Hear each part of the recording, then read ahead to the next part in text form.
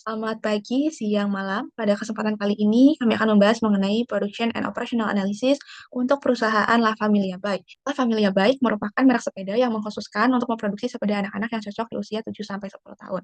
Pada masa pandemi, banyak orang yang beralih gaya hidup seperti bersepeda, karena bersepeda ini dapat dilakukan oleh siapa saja, terutama oleh anak-anak. Nah, peningkatan gaya hidup ini mengakibatkan permasalahan di perusahaan La Familia Bike, yaitu menghadapi masalah untuk memenuhi permintaan yang meroket. Pada tabel sebelah kanan disajikan eh, peningkatan penjualan dari tahun 2019 hingga 2021. Maka dari itu kami akan membahas mengenai cara analisis untuk production and operational analysis dalam perusahaan konteks La Familia Bike ini. Teknik forecasting digunakan untuk memprediksi penjualan di masa depan berdasarkan data historis penjualan selama 3 tahun terakhir.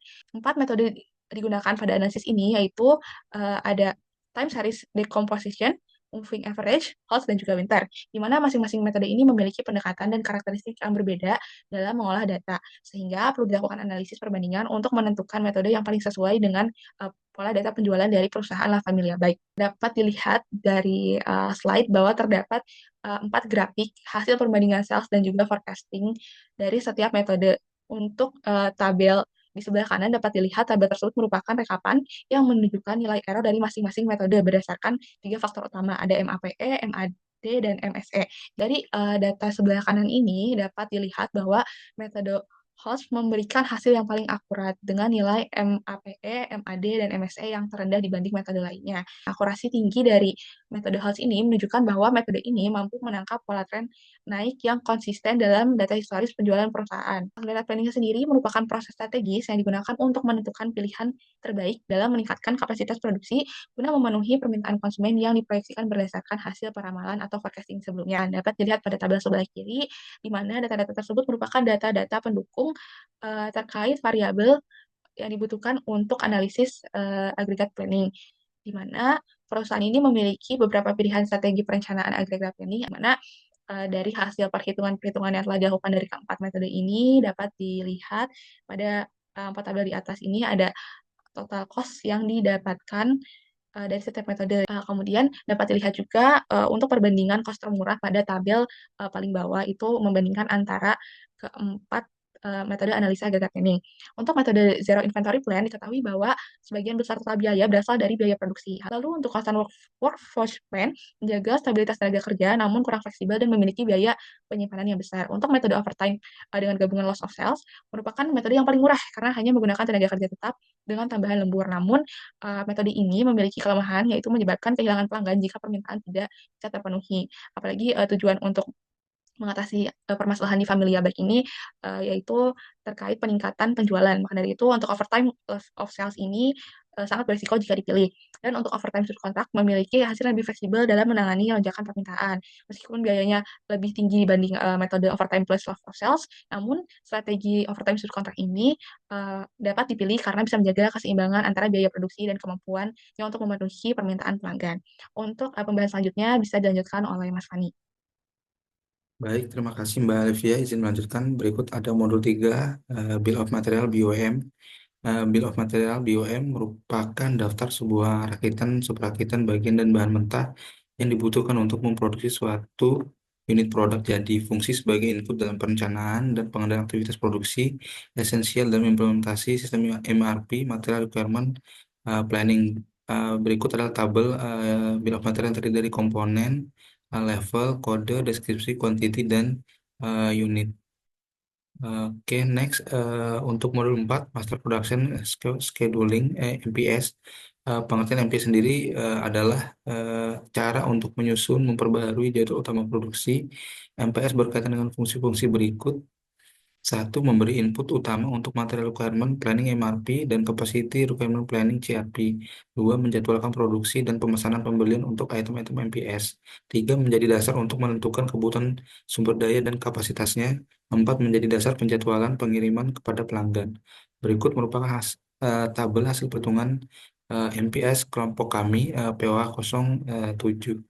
Baik, untuk modul 5 akan disampaikan oleh Mbak PB, dipersilakan.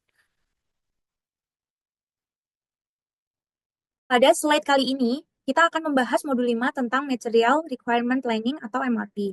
MRP adalah suatu metode perencanaan kebutuhan material yang bekerja secara sistematis berdasarkan data permintaan produk akhir, struktur produk yang disebut Bill of Material atau BOM, serta status persediaan saat ini. Jadi MRP membantu kita memastikan bahan baku atau komponen yang dibutuhkan tersedia tepat waktu dan dalam jumlah yang tepat untuk mendukung produksi.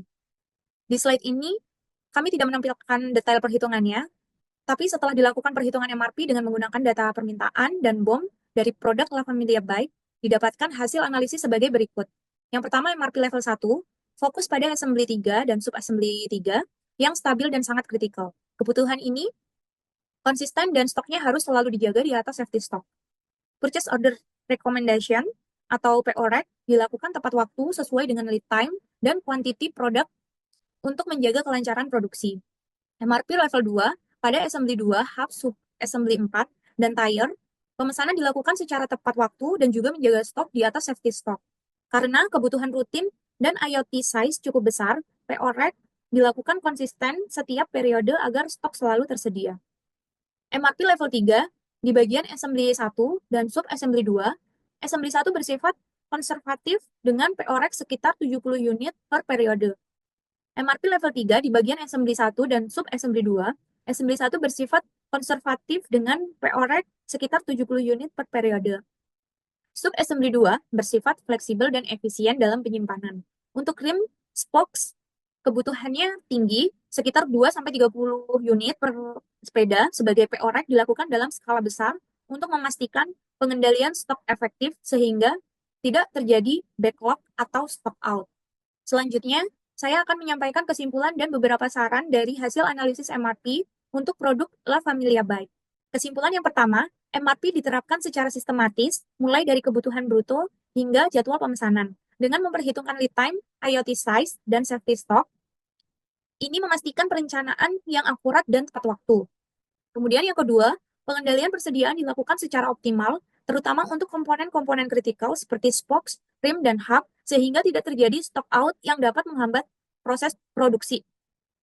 Yang ketiga, strategi perencanaan disesuaikan dengan karakteristik masing-masing komponen agar efisiensi dan kuantitas produksi tetap terjaga dengan baik. Kemudian yang terakhir, MRP mendukung produksi efisien dan responsif serta berperan penting sebagai alat bantu dalam pengendalian keputusan terkait produksi dan pengadaan. Untuk saran pengembangan yang pertama, evaluasi safety stock sangat penting. Stok komponen kritis seperti spokes dan rim harus dioptimalkan agar terhindar dari overstock yang menyebabkan biaya penyimpanan tinggi. Yang kedua, integrasi sistem ERP disarankan untuk mengotomatisasi dan meningkatkan akurasi perencanaan MRP sehingga proses jadi lebih efektif. Kemudian yang ketiga, simulasi permintaan dengan berbagai skenario seperti optimis, moderat, dan pesimis perlu dilakukan untuk mengantisipasi fluktuasi pasar yang tidak menentu.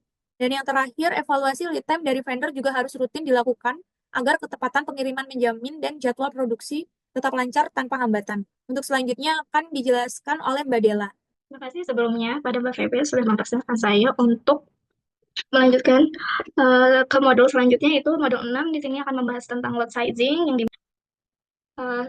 di sini lot sizing sendiri merupakan suatu algoritma heuristik yang bertujuan untuk mencari jumlah pesanan yang optimal dengan mempertimbangkan dua komponen biaya, yaitu biaya pemesanan atau ordering costing, di mana biaya pemesanan ordering costing yaitu biaya yang harus dikeluarkan setiap kali memesan barang ke supplier, atau biaya tetap yang terjadi setiap pada pergantian proses produksi dari suatu produk ke produk lainnya.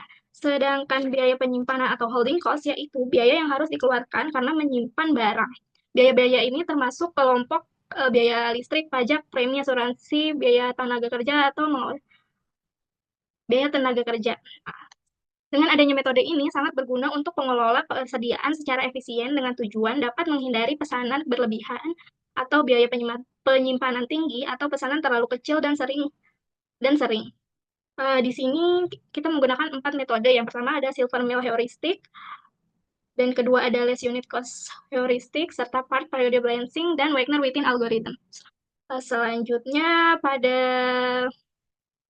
Silver Mill Heuristic, kami Silvermill heuristic menurut Harlan Min dan Edward Silver, metode yang menentukan biaya rata-rata per periode sebagai fungsi dari jumlah periode berturut-turut dalam suatu rentang waktu tertentu.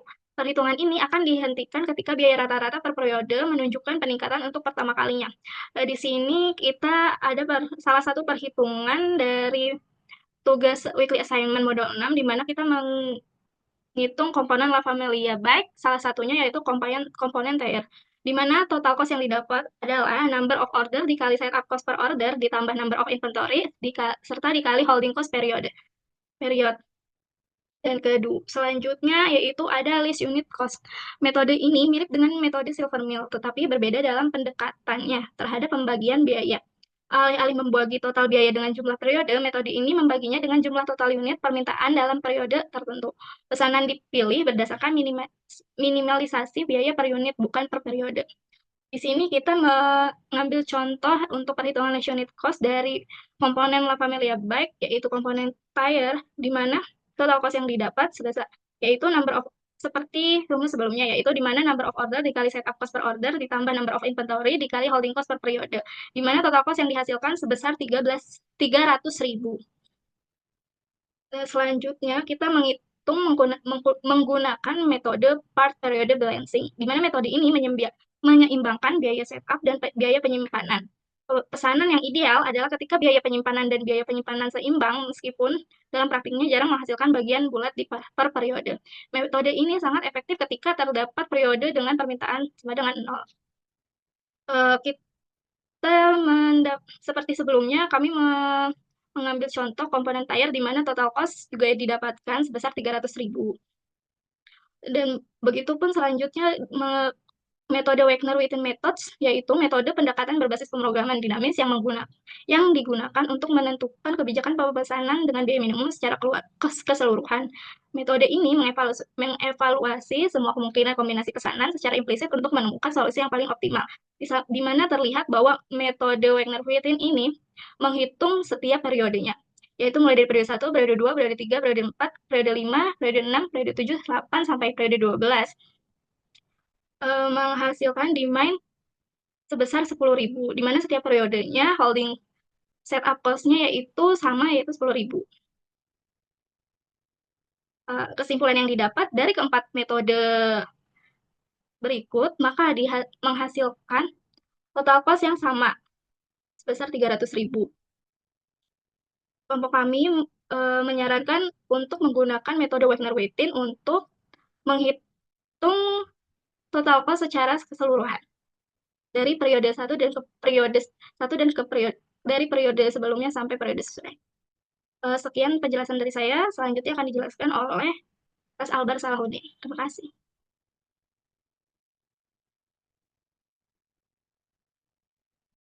Terima kasih Mbak Dela untuk waktu yang diberikan. Di sini saya akan menjelaskan untuk slide 15 mengenai inventory control subject to known demand, di mana sistem Kanban digunakan untuk proses pengendalian proses produksi secara terpusat. Pada tabel di bawah ini merupakan perhitungan terkait kapasitas kontainer, waktu pemrosesan, waktu tunggu, serta jumlah kartu Kanban yang diperlukan untuk setiap bagian. Tabel ini menunjukkan waktu proses, waktu tunda, dan waktu pemindahan untuk berbagai komponen sepeda seperti keranjang, grip, rem, dan lainnya. Kemudian untuk slide selanjutnya, mengenai operation scheduling, di mana di sini menjelaskan untuk proses perencanaan koordinasi dan pengendalian penggunaan sumber daya untuk menyelesaikan aktivitas sesuai waktu yang ditentukan. Seperti kita ketahui di tabel ini disampaikan bahwa untuk kebutuhan jumlah employee atau operator yaitu dari hari Senin sampai dengan hari Minggu, di mana di hari Senin menggunakan 59 operator, kemudian Selasa 65, Rabu 55 operator, Kamis 57, Jumat 65, Sabtu 63, dan Minggu di 61 operator. Kemudian di slide selanjutnya, di sini menjelaskan tentang kemampuan produksi, kemudian menyediakan gambaran umum tentang kapabilitas produksi. Perusahaan menilai seberapa banyak produk yang dapat diproduksi dalam periode tertentu berdasarkan sumber daya yang bersedia, yaitu faktor yang mempengaruhi kemampuan produksi, di mana jumlah tenaga kerja yang tersedia, waktu kerja, dan jam lembur, efisiensi proses produksi. Sekian dari kelompok kami mengenai penjelasan untuk proyek akhir ini. Wassalamualaikum warahmatullahi wabarakatuh.